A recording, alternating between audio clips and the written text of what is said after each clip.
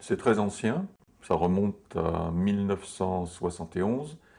J'étais alors attaché militaire adjoint à Moscou et j'ai eu ma première mission en Asie centrale en mai 71. Alors il faut imaginer ce qu'est Moscou au mois de mai. C'était très triste, très brumeux, il y avait de la boue. Et j'arrive en Asie centrale à Tachkent de nuit. Le matin, je sors de l'hôtel pour faire mon footing et je me retrouve sur une place où il y avait de la verdure, du soleil, des jets d'eau, des gens souriants. À l'époque, les Ouzbeks étaient encore tous en habits indigènes. Les femmes étaient ravissantes. Ça a été le choc véritable pour moi de ma vie d'ailleurs, parce qu'après, je n'ai plus réfléchi que sur l'Asie centrale.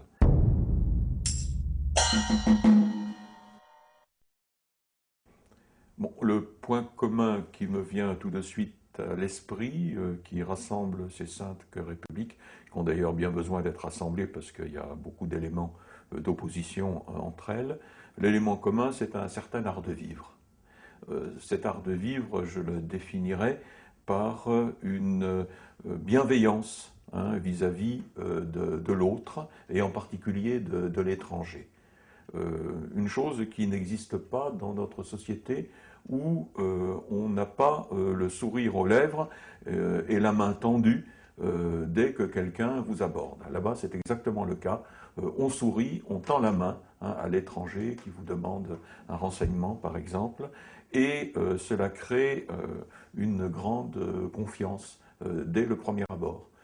Un milicien, par exemple, qui vous arrête, la première chose qu'il fait, il vient vous serrer la main avant de parler de votre infraction. Ça met dans de bonnes conditions.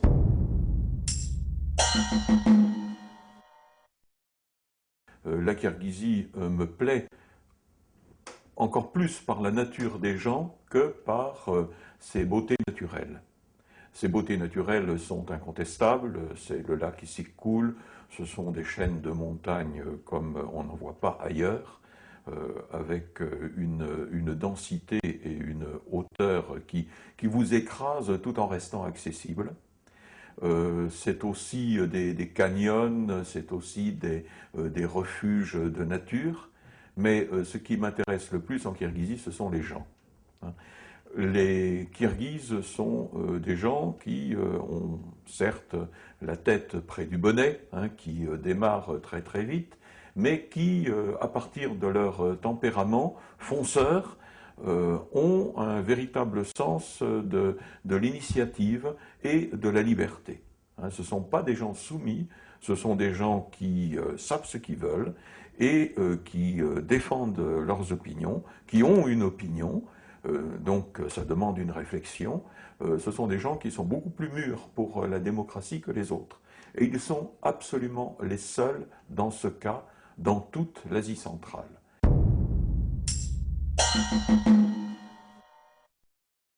C'est un peu triste pour moi parce que je commence à être très sérieusement préoccupé par l'avenir de cette région. Un point noir supplémentaire est apparu depuis 2 ou 3 jours, c'est la mort du Turkmenbashi, qui, même si elle était souhaitable, finalement représente un déséquilibre de plus dans cette région. Le premier déséquilibre, le plus important, bien sûr, c'est celui de l'Afghanistan. Il est un peu marginal, mais au moins tout le nord de l'Afghanistan fait partie de l'Asie centrale. Et quand on pense que là est produit 90% de l'héroïne mondiale, nous sommes entièrement concernés. Autour de nous, il y a toujours quelqu'un qui se drogue, et il faut dire qu'il se drogue maintenant avec de l'héroïne afghane. Nous sommes donc concernés, et pourtant, ce qui se passe là-bas depuis 5 ans correspond à une très mauvaise orientation pour résoudre le problème. Le problème n'a absolument pas été résolu, il a au contraire été aggravé. On fait tomber des bombes sur ce peuple et finalement on le braque contre nous et on n'agit absolument pas contre le vrai et le seul problème qui est celui de la culture de la drogue et qui permet d'ailleurs de financer la révolte des talibans, entre autres. Voilà, donc ça c'est le deuxième problème. Le troisième problème, c'est bien sûr celui de l'Ouzbékistan. L'Ouzbékistan, avec son énorme population, qui a beaucoup de talent pour le commerce et qui pourtant ne peut pas faire étalage de ce talent parce que son président l'en empêche. Hein. Le président étant contre le commerce, étant partisan de l'ancien système soviétique finalement, il ne favorise pas du tout la libre entreprise. Et puis même, il y a un quatrième point noir qui est en apparition, c'est la Kirghizie avec ses problèmes de gouvernement, la rivalité qui existe entre le président, le Parlement et le pouvoir des partis, le Premier ministre en tout cas, et on voit apparaître en Kirghizie une situation de pré-anarchie qui est peut-être due à la jalousie et aux inquiétudes de tous les pays qui enserrent le Kirghizistan et qui sont très inquiets d'une contagion démocratique qui viendrait à partir de ce pays, pas comme les autres.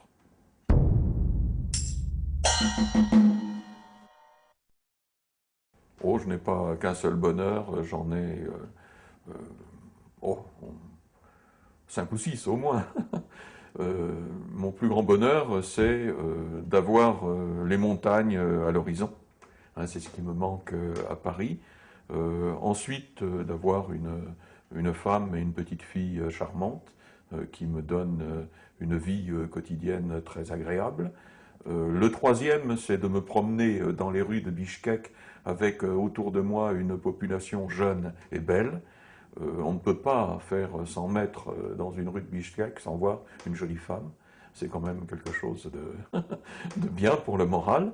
Le quatrième point, c'est de partir dans la campagne, de voir un berger, de lui dire « prête-moi ton cheval, que je fasse un tour ». Et puis on va faire un tour à cheval, ce qui donne des ailes. Hein, le cheval est l'aile des Kirghizes. Et moi maintenant, je me considère finalement comme plutôt kirghize. Merci.